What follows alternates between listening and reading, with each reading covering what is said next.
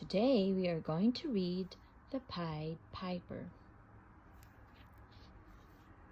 Hamelin was a rich and prosperous town. The people were happy and lived a comfortable life. Then one day, rats came in. Thousands of ugly and fat rats.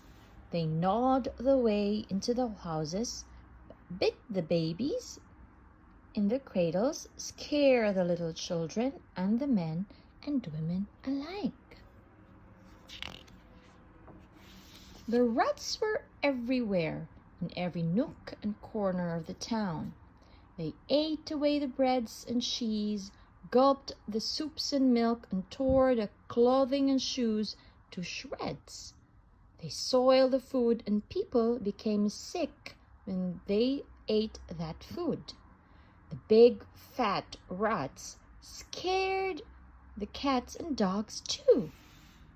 The angry and terrified people of the town gathered in front of the town hall and demanded an immediate solution. Seeing the urgency of the situation, the mayor called a meeting of the town council to see if anything could be done to get rid of the rats. Each time an idea was proposed, someone would say that it had already been tried but had failed miserably. The council was at a loss and did not know what to do. As they continued with their discussions, they looked up to see a strange-looking man standing in the doorway.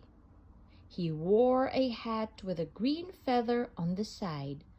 A long cloak flowed behind him, and he had a long, thin pipe tucked in his belt. He looked like a man from the circus. The surprised mayor asked him, "And who, in God's name, are you?" The stranger replied, "I am the Pied Piper, and am here to relieve you of your worries. I shall take all the rats away, but I shall charge 1,000 gold coins as my fees." 1,000 gold coins? But that's too much money, the mayor exclaimed. "Fine, then I shall take your leave," said Pied Piper. As he turned to leave, the mayor said, "No, wait! Don't go. I shall pay you the money that you demand, but only after you rid the town of the rats." The other members of the council too agreed and pleaded him to get down to his job as soon as he could.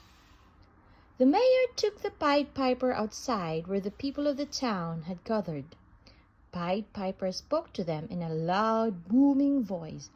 "I am the Pied Piper, and be assured that I will relieve you of the rats in no time." The happy crowd cheered at him, glad to know that the rats would soon be gone. The Pied Piper then walked to the river and sat down at the edge of the bridge and began playing his pipe. A curious hunting tune wafted across the bridge and was carried through the town. As if by magic, the people saw the rats leaving their homes one after another in a big procession. The people hurried out of their homes, and following the rats, they reached the bridge. They saw the grand spectacle of thousands of rats jumping and drowning into the deep river. The rats appeared to be under a spell. When there were no more rats left in the town, the Pied Piper stopped playing his tune. People were delighted and heaved a sigh of great relief. They started dancing and laughing in the town square. They waved and smiled at the Pied Piper, who then went to see the mayor. But the mayor was a foolish liar and a very greedy man. Now that the town was rid of the rats, he did not keep his word and offered a few coins instead of 1,000 coins, which was the promised fee.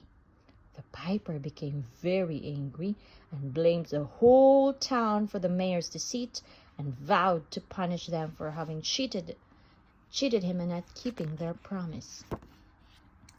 The angry Pied Piper left the council's building and walked to the middle of the town.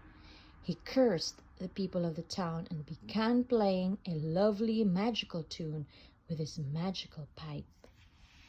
This time the tune was happy, playful, and bouncy.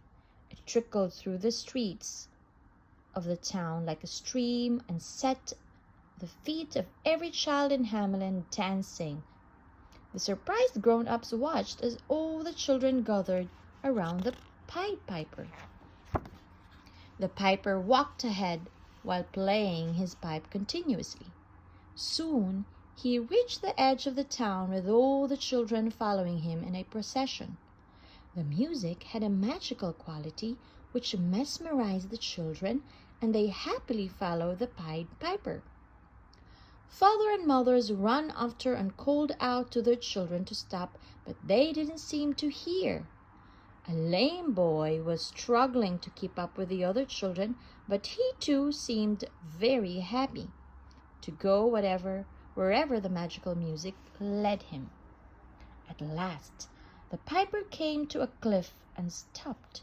He continued playing his pipe, and suddenly the cliff opened to reveal a path through which the Pied Piper led all the children.